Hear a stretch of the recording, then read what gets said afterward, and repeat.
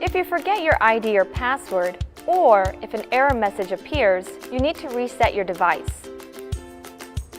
In order to reset your device, take a sharp object, such as a pen, and push the reset button for a total of 6 seconds.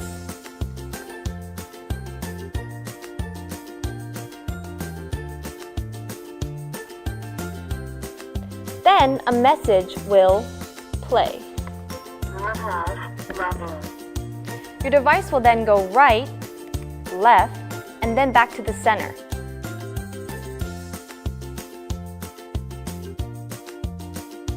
Another way to reset your device is by clicking on the settings icon, click Camera Management, and then select your camera name. Then click the delete button.